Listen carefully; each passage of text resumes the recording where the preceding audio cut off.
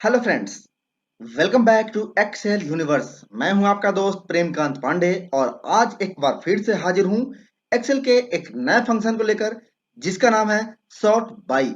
इससे पिछले वीडियो में मैंने डिस्कस किया था सॉर्ट फंक्शन के बारे में, जो कि एक बहुत ही बेहतरीन फंक्शन है माइक्रोसॉफ्ट एक्सेल 365 में डेटा को सॉर्ट करने के लिए। आप किसी भी डेटा को टॉप टू बॉटम या लेफ्ट टू राइट सॉर्ट करने के लिए डेटा टैब में दिए गए सॉर्ट टूल्स के बदले सॉर्ट फंक्शन का यूज कर सकते हैं। अगर आप सॉर्ट फंक्शन को पूरी डिटेल में सीखना चाहते हैं तो ऊपर आई बटन या नीचे डिस्क्रिप्शन में दिए गए लिंक पर क्लिक करें। अगर बात करें सॉर्ट बाई फंक्शन की, तो यह भी बिल्कुल सॉर्ट फंक्शन की तरह ही काम करता है, या यूं कहें कि यह भी डेटा को सॉर्ट करने के लिए ही काम आता है। लेकिन यह फंक्शन काम कैसे करता है, इसे जानने के लिए इस फंक्शन के अंदर दिए गए सिंटेक्स और उसके आर्गुमेंट के बारे में जानना सबसे जरूरी है। तो अगर आप इस फंक्शन को अच्छे से समझना चाहते हैं तो इस वीडियो को पूरा अंत तक देखें।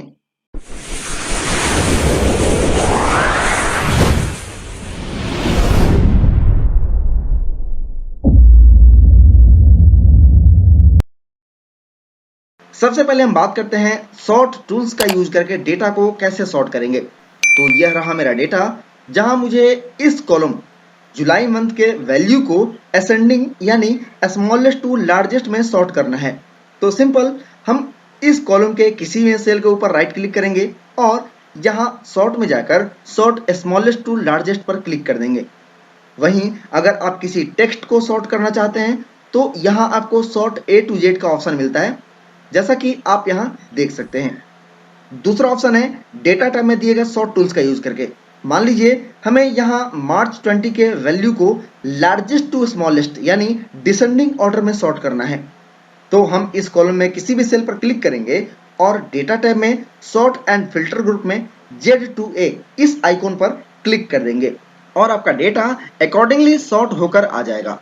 लेकिन यह आपके मेन डेटा को ही सॉर्ट कर रहा है। यही काम आप सॉर्ट फंक्शन का यूज करके भी कर सकते हैं, लेकिन यह आपके मेन डेटा को सॉर्ट नहीं करेगा। जैसे मैंने यहाँ लिखा इक्वल टू सॉर्ट, अरे में ये पूरा का पूरा रेंज ही सेलेक्ट कर लेंगे और ब्रैकेट क्लोज एंड इंटर, और यह बाय डिफॉल्ट पहले कॉलम को असेंडिंग ऑर्डर में सॉर्ट कर देता है। अगर आपको किसी दूसरे कॉलम के हिसाब से डेटा को सॉर्ट करना है तो ऑप्शनल आर्गुमेंट सॉर्ट इंडेक्स में उस कॉलम का नंबर इनपुट कर दीजिए और आपका डेटा उस कॉलम के हिसाब से सॉर्ट होकर आ जाएगा।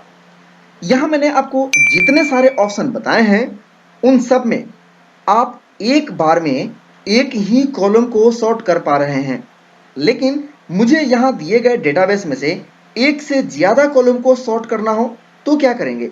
इसके लिए हमारे पास दो ऑप्शन है। पहला ऑप्शन है कस्टम सॉर्ट, यानी यहां सॉर्ट टूल्स के अंदर दिए गए ऑप्शंस का यूज करके। जैसे मैंने इस सॉर्ट टूल्स पर क्लिक किया, अब यहां आपको एक लेवल पहले से दिख रहा है। ये लेवल मतलब आपके डेटा का हेडर। आपको यहां एक और लेवल ऐड कर देना है। जैसे पहले हमने मैनेजर को असेंडिंग ऑर्डर पे सॉर्ट कर देंगे, फिर दूसरी बार एग्जीक्यूटिव को, और एक और लेवल ऐड कर देते हैं।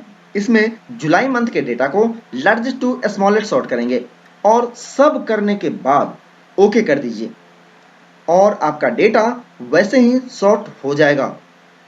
लेकिन हमने इसी डेटाबेस को सॉर्ट कर दिया, बार बार सॉर्ट किया है, जो कि एक मैनुअल प्रोसेस है और हम इसे ऑटोमेट करना चाहते हैं, डायनेमिक बनाना चाहते हैं। तो इसके लिए हम यूज करेंगे सॉर्ट बाय फंक्शन, जो कि एक डायनेमिक एरे फंक्शन है और इसे यूज करना बहुत ही आसान है। देखिए कैसे। सबसे पहले हम इसके हेडर को यहाँ कॉपी करके पेस्ट कर देते हैं और यहाँ नीचे लिखेंगे equal to sort by bracket open और कंट्रोल प्लस ए सॉर्ट करके प्रेस करेंगे फंक्शन आर्गुमेंट लाने के लिए। अब यहाँ सबसे पहले आप इस फंक्शन के सिंटेक्स या आर्गुमेंट्स के ऊपर ध्यान दीजिए। यहाँ देना है एरे, मतलब जिस डेटाबेस को सॉर्ट करना है उस डेटाबेस का रेंज। तो हम इसे सेलेक्ट कर लेंगे। अब इस अरे के अंदर किस कॉलम को सॉर्ट करना है उसे बाय अरे में सेलेक्ट कर लीजिए और ओके। अब आप यहां देख सकते हैं हमारा data manager wise ascending order में सॉर्ट हो गया है। एक बार फिर से देखिए। सबसे पहले हम इसे डिलीट कर देंगे। यहां लिखेंगे equal to sort by, control A press करेंगे फंक्शन आर्गुमेंट लाने के लिए। अरे में ये वाला रेंज जिसे हमें सॉर्ट करना है उसके बाद बाई अरे में ये मैनेजर वाला कॉलम जिसके हिसाब से हमें डेटा को सॉर्ट करना है। अभी हमने एक ही कॉलम लिया है। इसके बाद ओके, और हमारा डेटा यहां सॉर्ट होकर आ गया। अब यहां तो मैंने एक कॉलम का डेटा सॉर्ट किया है जैसे कि हम सॉर्ट फंक्शन से कर रहे थे, लेकिन मल्टीपल कॉलम कैसे ऐड करेंगे जैसे कि हम सॉर्ट टूल्स में एज ए लेवल ऐड कर रहे थे। तो वापस आते हैं इसी फंक्शन आर्गुमेंट में। यहां आपको दिख रहा है बाई एरे वन, यानी आपने एक कॉलम को सॉर्ट कर दिया है या जिसे सॉर्ट करना है आपने उसे एरे वन में सेलेक्ट कर लिया है, लेकिन यह बाय डिफॉल्ट असेंडिंग ऑर्डर में डेटा को सॉर्ट करेगा। तो आप यहां डिसेंडिंग ऑर्डर में सॉर्ट करने के लिए -1 दे सकते हैं। फिलहाल मैं यहां 1 दे रहा हूं असेंडिंग ऑर्डर में ही डेटा को सॉर्ट करने के लिए। अब बारी है दूसरे कॉलम को ऐड करने की। तो आपको यहां दिख रहा है बाई एरे 2। तो यहां मैं सेलेक्ट कर लेता हूं दूसरे कॉलम को, इस एग्जीक्यूटिव वाले कॉलम को, और यहां सॉर्ट ऑर्डर में 1, यानी मुझे इसे भी असेंडिंग ऑर्डर में ही सॉर्ट करना है। एक और कॉलम ऐड कर लेते हैं, जैसे ये जुलाई वाला कॉलम, और मुझे इसे लार्जेस्ट टू स्मॉलेस्ट, यानी मुझे इसे डिसेंडिंग ऑर्डर में सॉर्ट करना है। तो डिसेंडिंग ऑर्डर के लिए क्या होगा, -1। ध्यान रखिए दोस्तों, अगर असेंडिंग ऑर्डर में सॉर्ट करना है तो 1, जो कि बाय डिफॉल्ट होता है। अगर आपको डिसेंडिंग ऑर्डर में सॉर्ट करना हो तो आपको -1 देना पड़ेगा। तो हमने यहां लिख दिया -1। अब हमारा काम हो गया। अब इसे हम कर देंगे ओके। अब आप देख सकते हैं यहां सबसे पहले मैनेजर को असेंडिंग ऑर्डर में सॉर्ट किया गया है, फिर एग्जीक्यूटिव वाले कॉलम को, फिर इस जुलाई वाले को। अभी मैंने यहां सिर्फ और सिर्फ 3 कॉलम को सॉर्ट किया है, लेकिन आप इस फंक्शन का यूज करके किसी भी डेटाबेस के 126 कॉलम तक के डेटा को असेंडिंग या डिसेंडिंग ऑर्डर में सॉर्ट कर सकते हैं, जो कि काफी है किसी डेटाबेस को सॉर्ट करने के लिए। वैसे भी आप सॉर्ट टूल्स का यूज करेंगे तो आपको उसमें 126 या जितने भी लिमिटेशन है उतने कॉलम तो ऐड करने ही पड़ेंगे। वैसे ही आपको यहाँ पे जितने भी कॉलम को सॉर्ट करना है तो उतने कॉलम को इस अरे के अंदर होना चाहिए और उतना का सिलेक्शन आपको करना पड़ेगा। तो इस तरह से आप मल्टीपल कॉलम को सॉर्ट कर सकते हैं। अब बात करते हैं इस फंक्शन की क्या बेनिफिट्स हैं और क्या लॉस हैं। सबसे पहले मुझे जो इस फंक्शन की 2 चीजें अच्छी लगी, वो कि आपके ओरिजिनल डेटा को चेंज नहीं कर रहा है। दूसरा कि आपको फंक्शन को कॉपी करके पेस्ट नहीं करना पड़ता, क्योंकि अरे में आप जितना डेटा का सिलेक्शन करते हैं उतने रेंज को ये खुद ही एक्वायर कर लेता है और डेटा को उस पार्टिकुलर एरिया में जितना भी आपने सिलेक्शन किया है वहां पे फिल कर देता है। अगर बीच में ऐसा कोई सेल आता है जो कि ब्लैंक नहीं हो तो वहां पे ये स्पिल एरर देगा। तो उस केस में आप क्या कर सकते हैं, उस पार्टिकुलर सेल में लिखे गए कंटेंट को डिलीट कर दीजिए। जैसे मैं यहाँ पे कोई टेक्स्ट लिख देता हूं और आप देखिएगा यहाँ पे स्पिल एरर आएगा। तो ये 2 चीजें जो हैं वो अच्छी हैं। और इसके सबसे खास बात ये कि यह आपके डेटा को लुकअप करके लाता है, मतलब आपके डेटा को सॉर्ट तो करेगा ही, साथ ही साथ आपके ओरिजिनल डेटा को सॉर्ट करके और एक दूसरे सीट में ला रहा है, मतलब ये एक लुकअप फंक्शन की तरह भी काम कर रहा है। तो ये इस फंक्शन की बेनिफिट्स हैं, लेकिन इसमें कुछ खामियां भी हैं।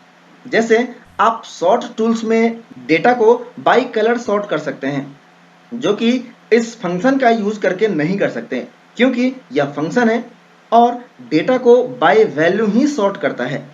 हाँ, अगर आप कस्टमाइज सॉर्ट करना चाहते हैं तो उसके लिए आप मैच फंक्शन को बाई एरे में यूज कर सकते हैं।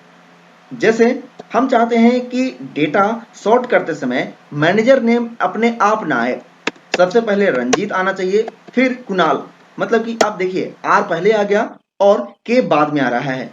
जबकि अगर असेंडिंग ऑर्डर में बात करें तो के पहले आएगा और आर बाद में आएगा, लेकिन हमें डेटा को ऐसे ही सॉर्ट करना है। इसके बाद मान लीजिए हमें विनय चाहिए और उसके बाद रोहित। तो यहां हम लिखेंगे equal to sort by bracket open array में ये वाला रेंज, अरे के अंदर हम लगाएंगे मैच फंक्शन। तो यहां लिखेंगे match bracket open lookup value में ये मैनेजर वाला कॉलम हमारे इस अरे का, इस डेटाबेस का, कॉमा लुकअप अरे में यहां मैंने जो लिखा है इसे हम सिलेक्ट कर लेंगे। इसके बाद कॉमा एग्जैक्ट मैच के लिए 0 एंड ब्रैकेट क्लोज, और फिर इसे असेंडिंग ऑर्डर में सॉर्ट करना हो तो यहाँ 1, इसके बाद ओके, और डेटा वैसे ही सॉर्ट होकर आ जाएगा। तो इस तरह आप सॉर्ट बाय फंक्शन का यूज करके डेटा को सॉर्ट कर सकते हैं और साथ ही ऑटोमेट भी कर सकते हैं। मान लीजिए कल को यहाँ मैनेजर चेंज हो गया, रंजीत की जगह आकाश आ गया, तो आपको दोबारा से सॉर्ट करने की जरूरत नहीं पड़ेगी, यह अपने आप से उसे सॉर्ट कर देगा। तो यह सॉर्ट बाय फंक्शन इस तरह एक्सेल में आप अप्लाई कर सकते हैं। आई होप आप इस फंक्शन को अच्छे से समझ गए होंगे। इस फंक्शन को प्रैक्टिस करिए, अपने यूज में लाइए, ताकि आप इसे और अच्छे से एक्सप्लोर कर सकें। आप चाहें तो डिस्क्रिप्शन में दिए गए लिंक से इस प्रैक्टिस फाइल को डाउनलोड कर सकते हैं और इसे सीख सकते हैं। अगली वीडियो में हम बात करेंगे माइक्रोसॉफ्ट एक्सेल 365 के एक और नए फंक्शन एक्स मैच फंक्शन के बारे में। अगर आपको यह वीडियो पसंद आया हो तो इसे लाइक और शेयर करना ना भूलें। साथ ही चैनल पर पहली बार विजिट कर रहे हैं तो इसे सब्सक्राइब करके बेल आइकन को दबाएं लेटेस्ट वीडियो के अपडेट सबसे पहले पाने के लिए। तो आज के लिए बस इतना ही, मिलते हैं नेक्स्ट वीडियो में एक और नए फंक्शन को लेकर। तब तक के लिए नमस्कार।